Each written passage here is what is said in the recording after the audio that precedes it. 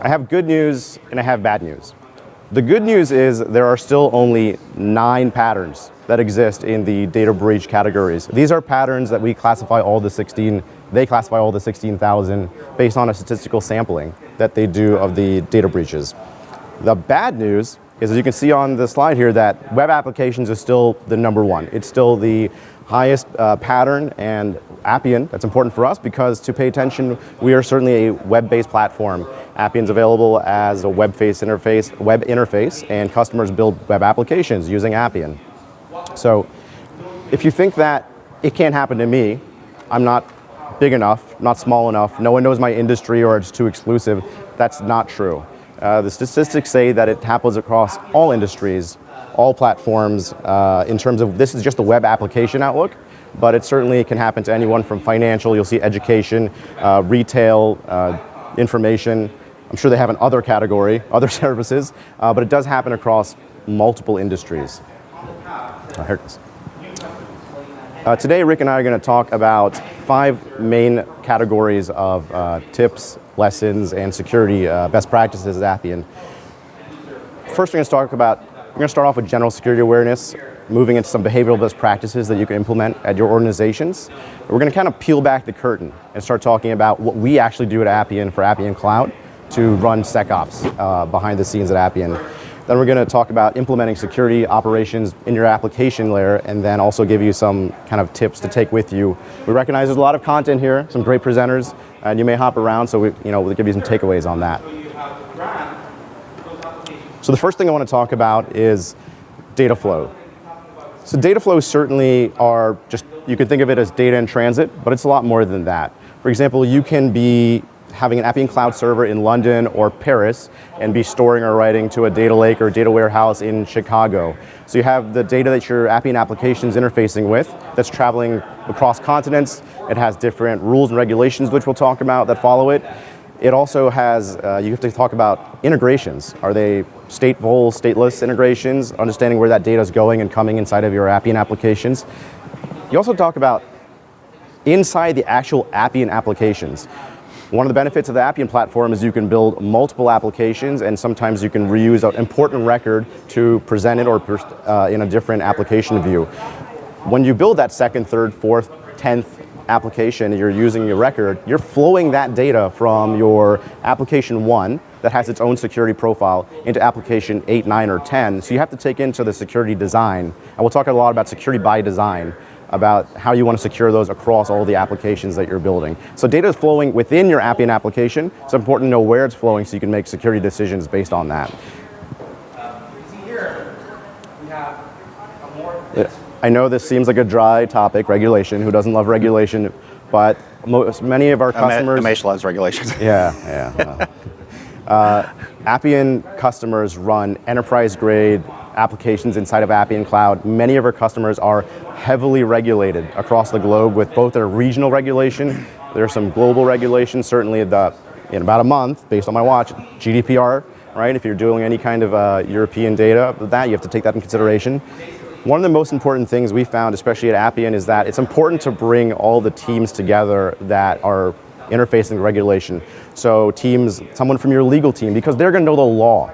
They're going to know the applicability of, based on whatever data you're presenting in the application or dealing with, what laws actually apply to it. Your security team may already have protocols established that they can use to help securely store, process, or transmit that data. The engineering teams can use they can learn from that to build in security by design as part of their spec, part of their requirements. And also it's important that those teams get together and agree that this is the model they're going to operate under from the get-go versus, security used to be the department of no, where you do all these things and they'd come in and tell you the regulation at the end and say, go redesign it. You didn't really consider it. Instead, if you integrate them together, you can have them from your sprints lined up to address that security by design principle. One thing that I try to highlight with customers, especially customers that are building multiple apps throughout their Appian lifecycle, an application design team can change the regulatory profile of an application. and maybe they didn't consider it, but this is why it's important to have all the same teams. For example, we talked about ICC. You may build an awesome app that deals with customer data. You have their name, their address, their phone number, a lot of PII, privacy data. And then the next app in the next quarter, you think about adding context to that. So you can do claims management. Now you're processing, I want to pull up on the screen what claims they filed for their medical claims. So you've started with PII and all the regulatory framework that applies to that, and now you've automatically pulled in the United States, you pulled in all this HIPAA data that's required now. And the design team may have not been thinking about that, saying, we just have all these data silos, we're just going to mash them together. No, because HIPAA has its own security regulations. It has its own frameworks that apply to it. So again, get together as a team, your security teams. Believe it or not, us security people, we want to talk to the design team, we want to talk to the developers. We deal with the compliance frameworks a lot. My team has a compliance team that deals with all the updated regulations that come out as well. I mentioned that we have heavily regulated customers on Appian Cloud. So Appian Cloud is invested heavily across investing in these regulatory frameworks. If you're in the US and you're processing healthcare data, we have HIPAA. You're doing credit card data globally. We have a PCI compliant offering. Certainly if you're life sciences, GXP is more of a state of control, not any kind of compliance or certification, but we have processes designed, security by design, to maintain we can show and demonstrate our continued compliance with that. For the federal government customers, we are FedRAMP certified. We can also have FISMA moderate for some of our customers that require that.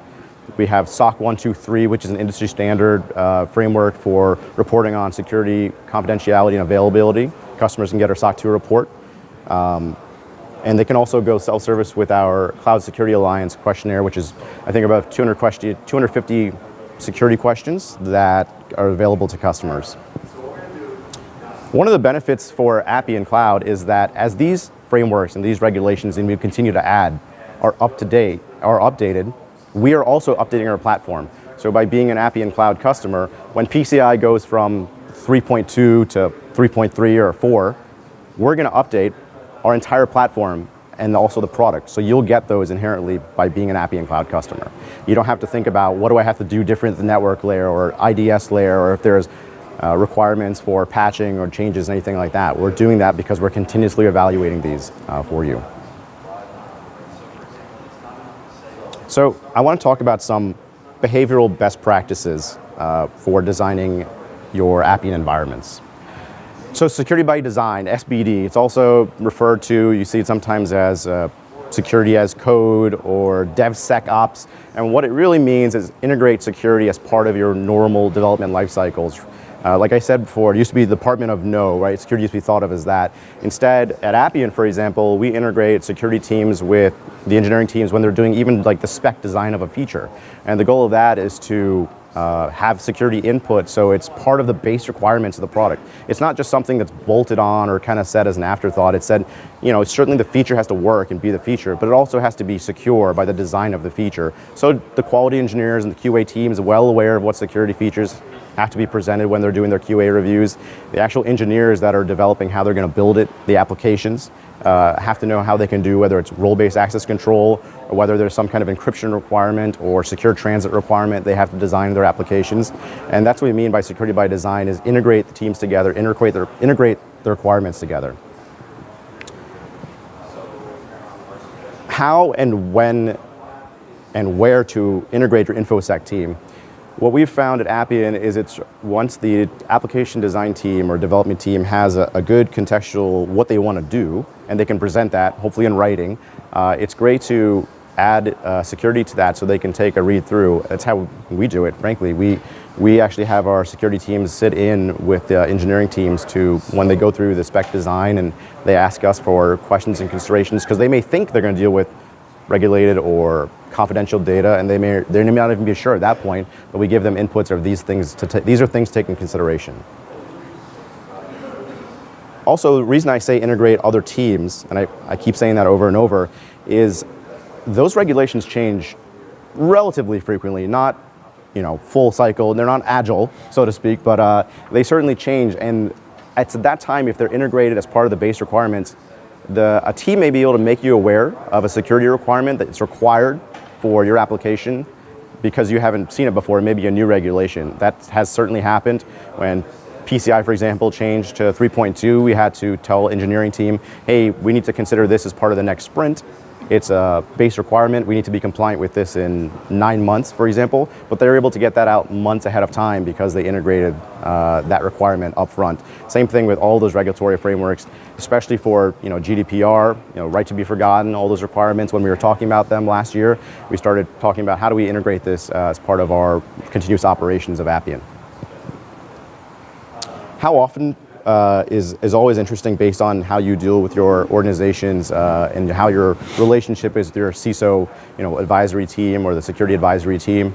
I would say a good cadence is when you have major milestones in the feature or the web applications that you're developing, the Appian applications, where you say, these are how I have data flow I can simulate, because then they can ask some probing questions about how did you do that? And if you did a good job of documenting it and saying, we consider that as an actual security design element as part of our base requirement, you can actually point to the spec, point to the quality assurance document and say, hey, we tested this, we actually validated it, it's tested, and that gives security teams a lot of comfort that, that security by design principle is being implemented.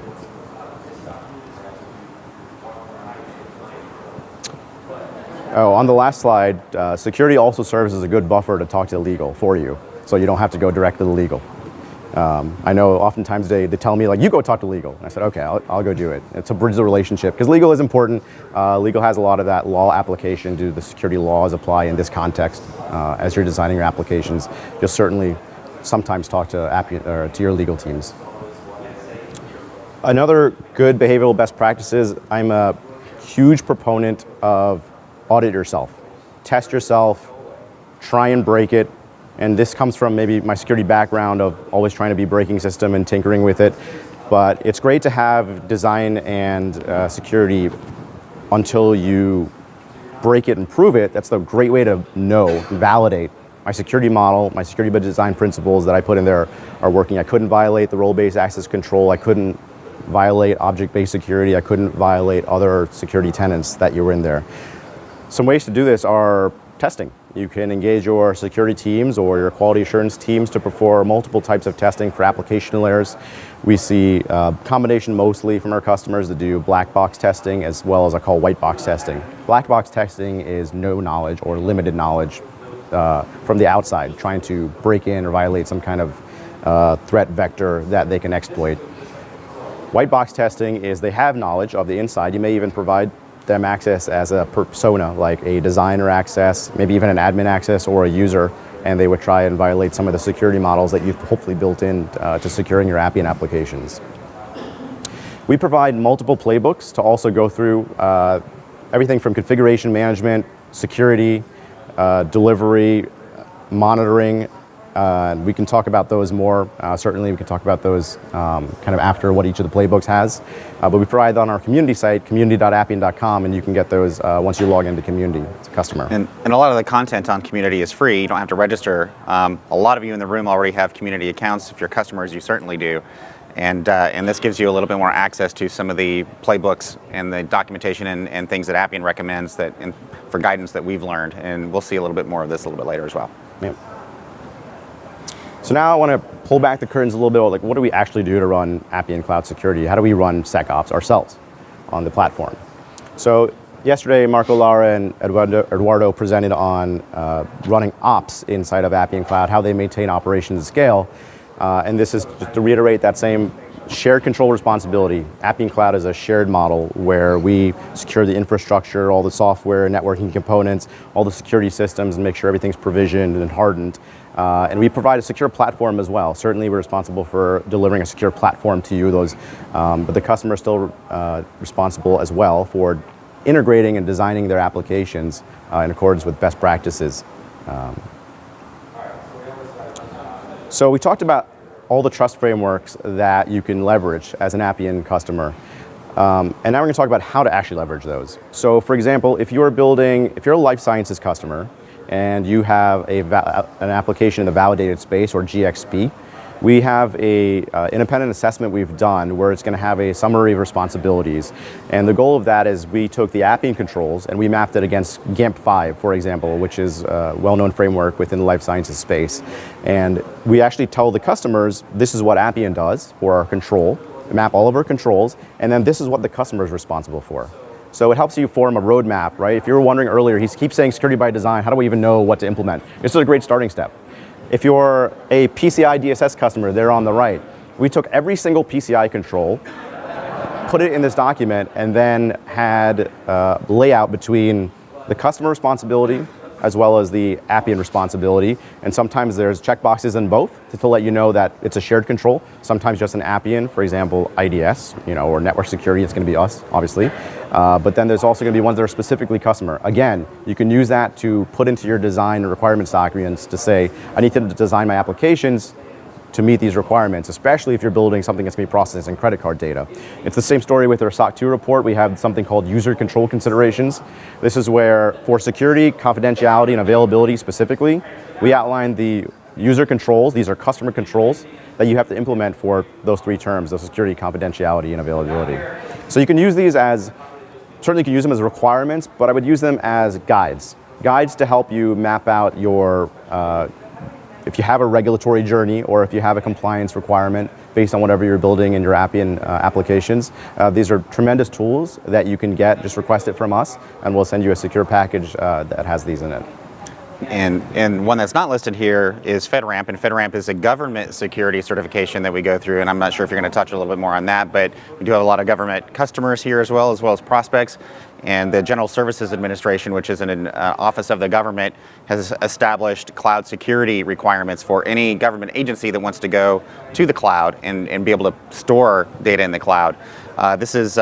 There's a full FedRAMP package that our customers in the government can download. Unfortunately, it's not available to the rest of our customers in the world, but I'm always admire the security groups at pharmaceuticals and financial services that are aware of the FedRAMP requirements, because they know already that it's based upon NIST 800-53 and the risk management framework, and it helps a lot with the credibility and the understanding of how we operate our Appian Cloud operations, as an example. Yeah, two things on the FedRAMP to follow up. Number one, it's 11,000 pages, so please don't print it out. Number two, one of the benefits of Appian have invested heavily into our trust and compliance is we don't want to manage all those frameworks across our infrastructure. That's a nightmare. Instead, we have a high watermark. We take all those frameworks, we're continuously evaluating whatever the latest then current is. We're simply going to pick the highest watermark and apply it worldwide. So yes, if you're in Paris, you're certainly not going to be in the FedRAMP region, but you're going to benefit from all the security engineering that went into evaluating FedRAMP and saying, okay, that's the new watermark for something like password complexity. We're just going to apply that globally at our infrastructure tier. So that is a benefit certainly from Appian have invested heavily in our trust frameworks. So Appian Cloud Security Operations. So we do monitor, as expected by enterprise operations, 24/7, 365 security across our thousands of servers. All TX and RX, all inbound and outbound packets are inspected 24/7, 365.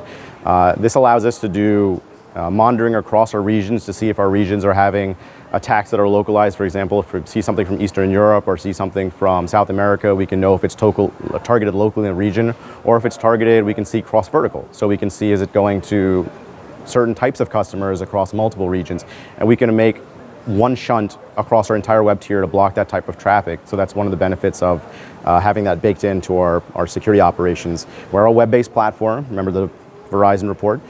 So certainly we have web application firewalls. It's also doing that at a web layer, so looking for your typical OWASP injection attacks, looking for any kind of directory traversal or trying. We also see things like a lot of Joomla scans, and we don't run Joomla, so we can instantaneously make a security op decision to just block that type of traffic because our platform, we don't have that in our platform. There's no need to even put that incoming from the non-trust side to the trust side of the perimeter. So security scans of worldwide infrastructure. We are scanning all the time. And that I literally mean like every single day there's this type of scan going on. The reason I say that is we have scans, certainly from inside, we're scanning all of our servers. We're scanning for your CVEs, CIS, which is Center for Internet Security hardening baselines. We're scanning for any kind of vulnerability that we can add into our patch cycle for that continuous patching process. And we're doing that globally on a rotating basis across all of our regions. We're also scanning the web perimeter continuously in two ways. Number one is certainly the security configuration, as well as it's susceptible to any publicly known or disclosed vulnerability. But we are also being scanned by independent third party. It's actually a requirement for PCI DSS is to have an independent third party perform a scan of all of your web-facing components. So we have multiple tools, multiple scans just to get coverage, both at the non-trust side, which is the web tier, and then even inside of the trust side, which is even the management infrastructure. We actually scan our scanner with our scanner. So it's very recursive. We do penetration testing, both break in and break out. Break in is what it sounds like. There's a security team that tries to break in from the outside using OSINT or open source intelligence. And then we have breakout. We'll actually make them an admin inside the box. And their sole goal for the exercise is to try and violate the tenancy isolation model. That's extremely important to our customers because your data should not cross-talk with another customer's data within your server. So we try to actively exploit tenancy isolation in Appian Cloud, where we may even give them customer A, customer B 2 servers and say, try to get from one of those servers to violate our security stack. So we do take that very seriously. Another thing we do is a gold image. It's a very common term in security, or platinum image or diamond image. Essentially what it means is a hardened box that you know the state of security of that image at any given time. And we can trace to that image on any given minute of Appian Cloud. The reason we can do that is we use automation to deploy the hardened image and then couple it with the data volume. So for example, when 0 days come out, and they typically patch those quite quickly, once they figure out that an O day comes out, we're able to harden the gold image, send it through our automated build process, as well as have the CIS checks, all the requirements, know there was no deviations from our current last baseline, and attach and launch that across globally, all regions simultaneously. Some of you may see in those notifications come to your support ticket says, it's time for a reboot or get a hot fix or something like that. So that we do take security very seriously. We can deploy at scale with our automated process. We do use Appian to actually launch those secure images. And we do track each one of those AMI IDs or those hardened images to make sure that there's no, you think of counterfeit or malicious insider images going on. SSL labs. So we use Appian to run Appian. You've probably heard that if you've been in Appian world a lot here at the company. So we use the SSL labs API to actually scan a sampling of web endpoints in Appian Cloud. We're checking for CVE, STIG, SSL rating and configurations, and we're giving a grade on that, A+, or A, for example. And behind the actual record is all of the data from the labs that we care about. So all the ciphers, if you're, is it using weak TLS 1.0, for example? Is it susceptible to, I mentioned O days. I'm looking at that list on the right. I'm convinced that there's a dedicated portion of the security industry that is focused on coming up with crafty names for breaches and vulnerabilities. This system alerts us, as it does the scan every single day, it alerts us on any degradation. And that's extremely important for us to note accountability and traceability. Why did this go from an A to A- or an A+ to an A? So if a cipher changed, why did that change? We can track it back to our change control. We can tie in the changes that are happening at the SSL and security configuration to figure out what happened. So it's important for us to scan all of those endpoints. On the platform itself, Appian, the product we release, we do code race reviews. We use an independent security firm as well as internal experts to actually review the application code that we produce on a biweekly cadence. This is security by design. They're not waiting till the end to come look at a huge diff of code base that change. Instead, they're integrated in our sprints. So they're seeing the diffs and reviewing it as small part consumable modules of security. When you're doing something that involves cryptography, this is very important because reviewing a huge cryptographic module at the end is very difficult versus reviewing smaller segments of security. So you're including security by design by reviewing on a more frequent, rapid cadence.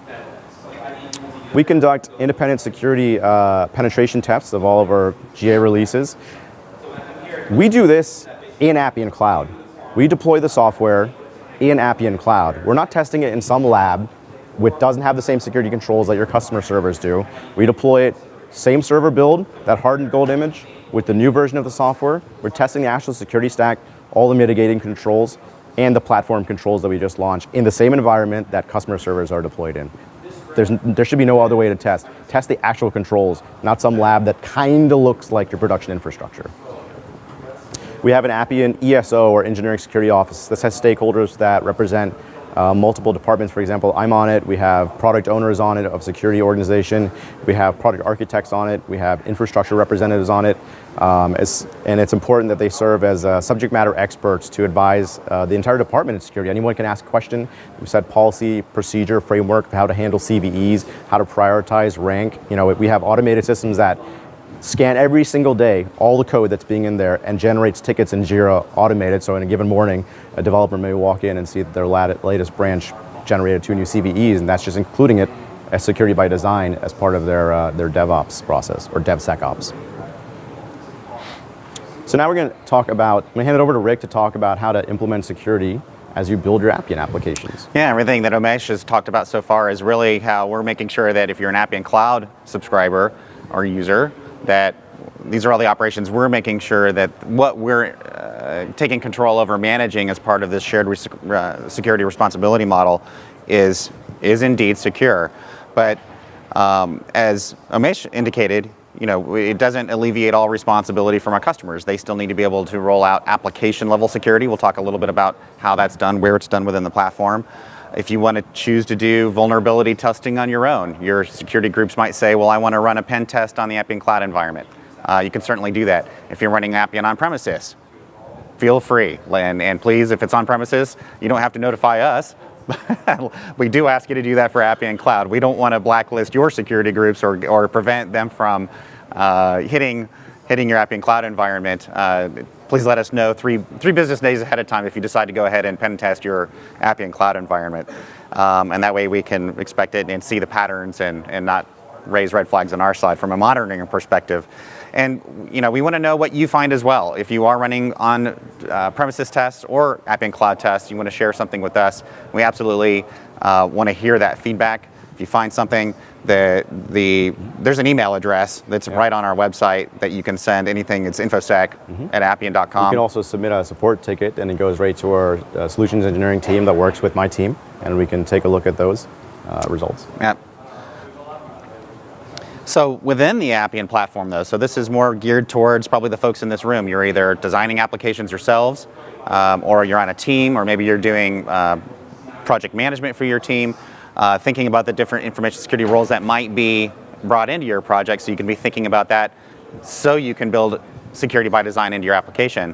But where you go and implement the various security controls are in the product. So clearly, anywhere you are in the platform and you're in the design environment, you're creating process models, you're creating rules, reports, all of those things are going to have security around them.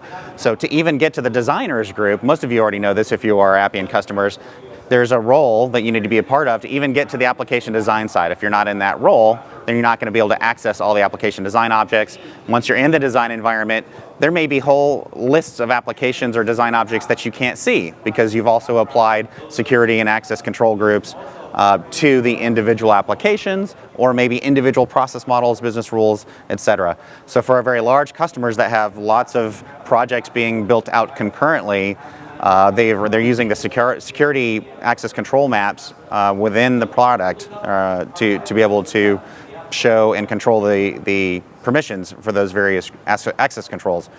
There's also an admin console, so we're going to take a look at some of the various features that you would use to administer security from a platform perspective in the admin console. There's an out-of-the-box system administrator role that you have to be a part of in that group in order to be able to get to that. There's as a part of a user profile. If you have system admin, you can go in and change some of those different security controls, identity management. If you're going to use third-party authentication, we'll talk a little bit about that. And so most of all, just understanding what some of those design and object role maps are going to be really important as an application designer. We probably touch it within training, but we want to also make sure that our documentation is really good. So we'll look at how important the documentation is, and we'll talk about why we want to make sure we're taking your feedback about documentation so that if you have questions, we want to hear about it. We want to go back and make documentation better. So all of the objects and role maps, privileges, and documentation is available at docs.appian.com. This is something you don't have to be a registered user for. So we make our documentation publicly available. So anybody could just hit it right here, right now, without logging in. This is just an example of how we're showing kind of the access control, or where you're managing the role maps for a design object in Appian. Of course, this is an Appian process model that we're going in, and every design object has its own out-of-the-box access control map. So you see going across the top here, we have process administrator, we have editor, manager, viewer, and then you decide as the application designer which groups you want to be able to make associated with those individual roles. So it's important to know, well, what are those roles? Because they could be different for each of the design objects. They're not vastly different. We try to be very consistent so that once you work with one, you more or less know what those privileges are going to be. But you'll also notice that there are some defined groups. We have human resources, financial management. These are custom groups that the application designer has created. So you'll find, reading the playbooks and as part of your delivery, you think about the different roles for your users for the end application that you want them to be able to administer. So maybe you have a document approvers group. Maybe you have a financial team for purchase requests that are above a certain threshold. These are going to be groups that you'll create in roles, and you can create any number of them. Our largest DoD customer at one point had 200,000 different groups created because they had that many different types of roles accessing documents and kicking off processes within their platform. So it's quite a scalable system, and we are able to leverage those groups within the platform so you can easily manage the access controls. So this is just an example. If we were looking at a process model and I want to know, well, what does a manager role for a process model do?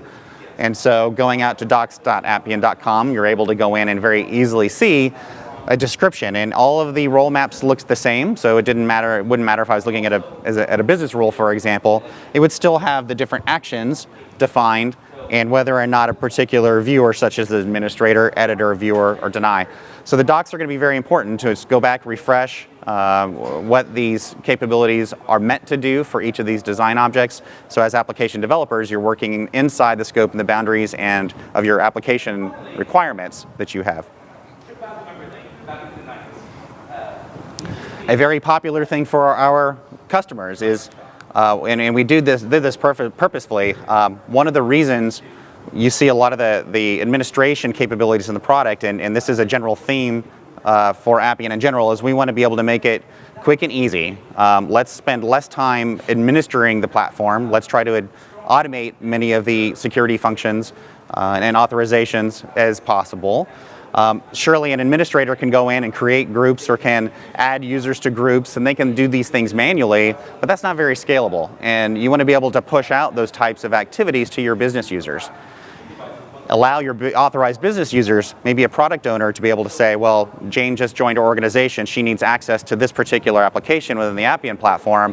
Why not build a process model for an application that allows a user to be added dynamically, and then expose that action to your product owner or your business user to allow them to go in, interact with a friendly form, allow them to select users, or maybe even remove those users. But you'll notice that the different steps in this process are being pulled from out-of-the-box activities that we have within our modeling environment. And so there's a whole set of identity management smart services within our process modeling environment that allow us to add brand new users, to add a user from one group to another based upon your groups that you've created or your roles that you've created, be able to deactivate a user.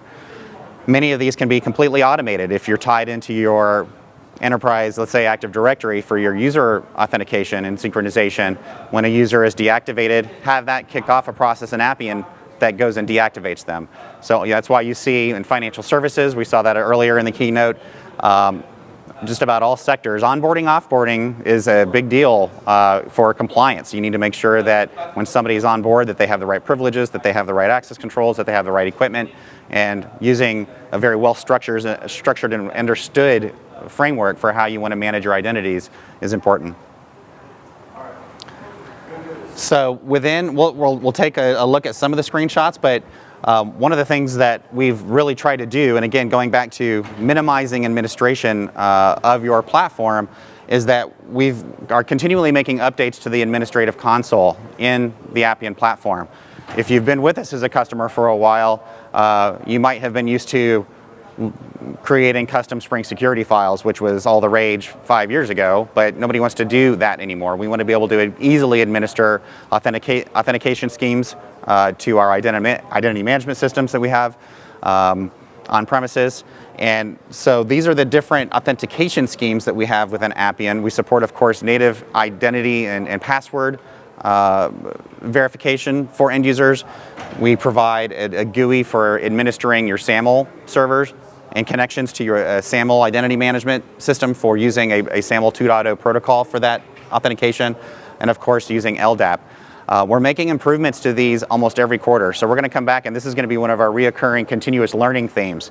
Is, just I think last quarter we released the ability to set up more than one LDAP server for load balance or for failover.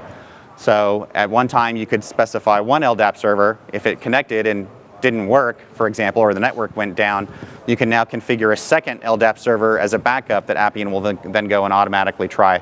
And so again, we're constantly thinking about ways to make things more scalable, more administrable, and give you a higher level of reliability for your platform. So we'll come back to this later, but the release notes are going to be really important. That's where we publish all of these things so that you're well aware of what's coming out. Almost all of our Appian Cloud customers do leverage a third-party identity management system for their authentication system. The way we do that is through a dedicated VPN from the Amazon Cloud environment or that virtual instance to your environment, to your endpoint.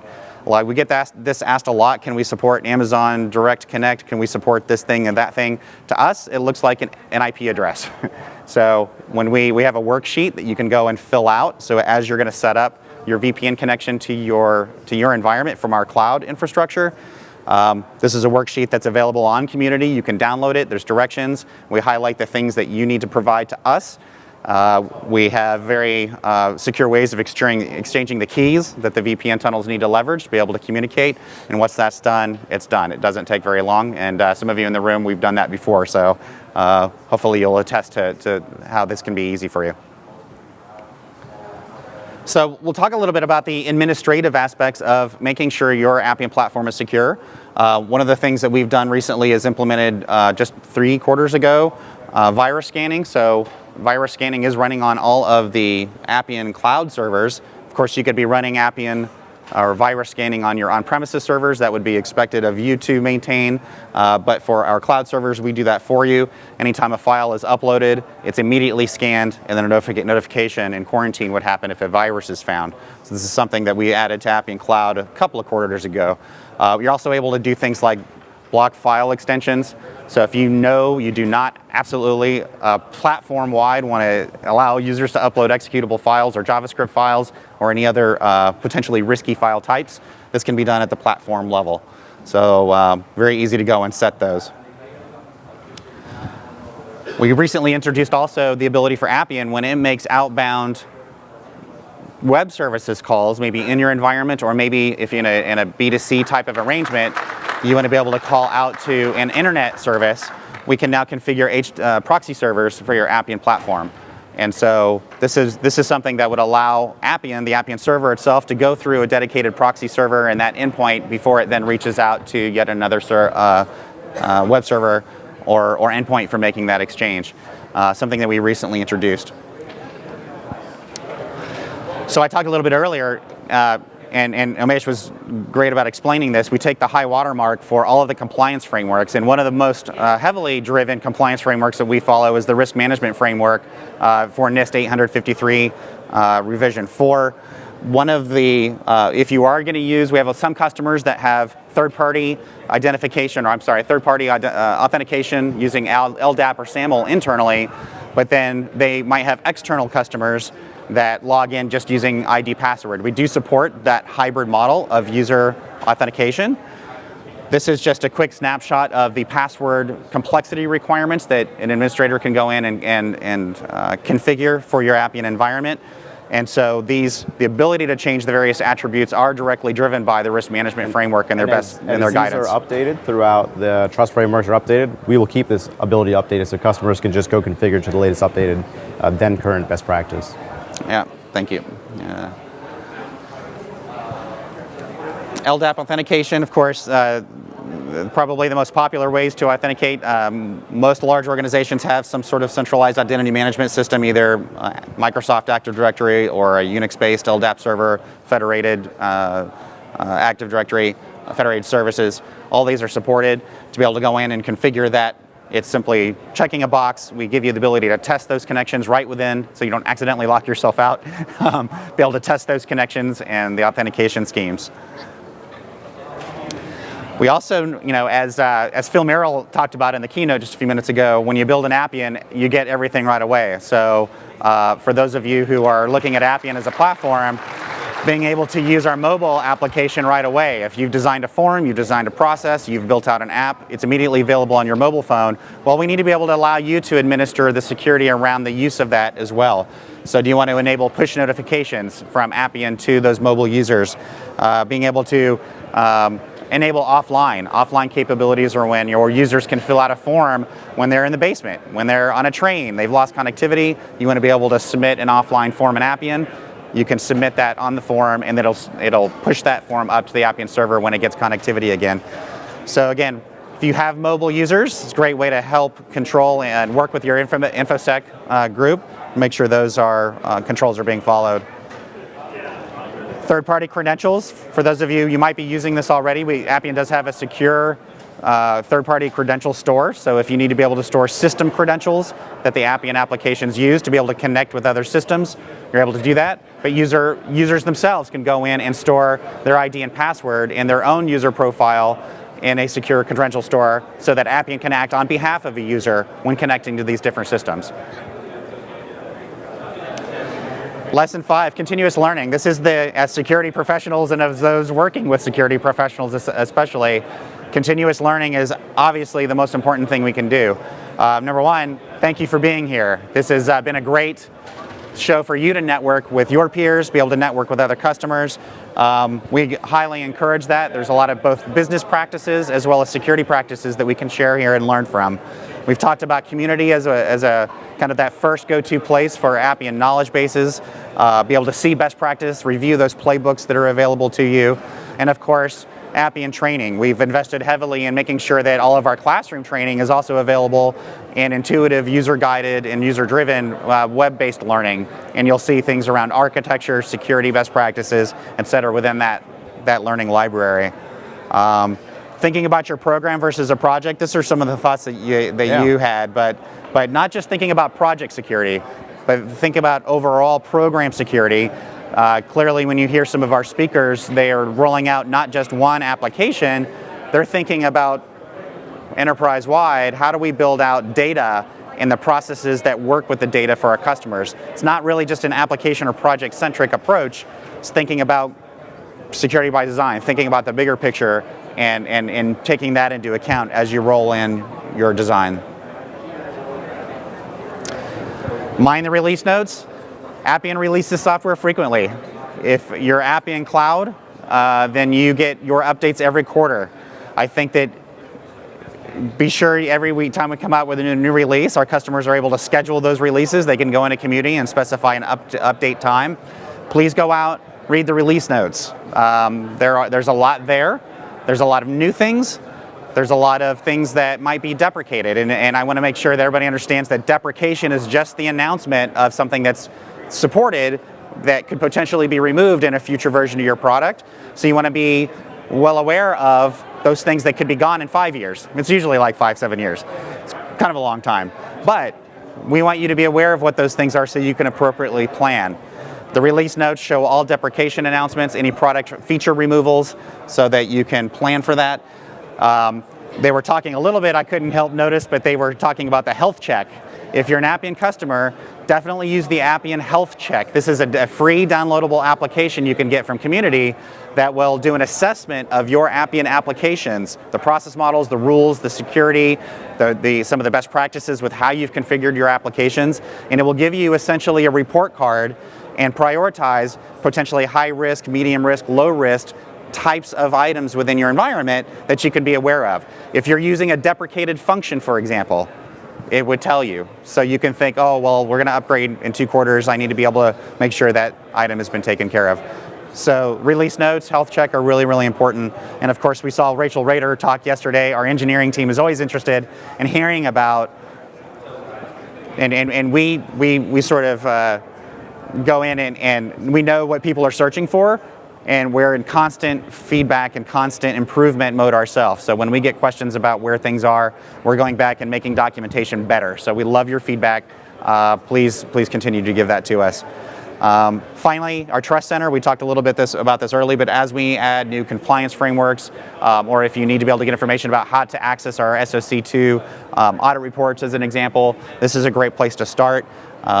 Your account executive can also help connect you with things that we can help provide you with for your security teams. And thank you very much. Rick That's all and I we will have. be up here off to the side here if you have any questions or want to talk to us. Thank you very much. Really Thank you for appreciate your time today. Yeah.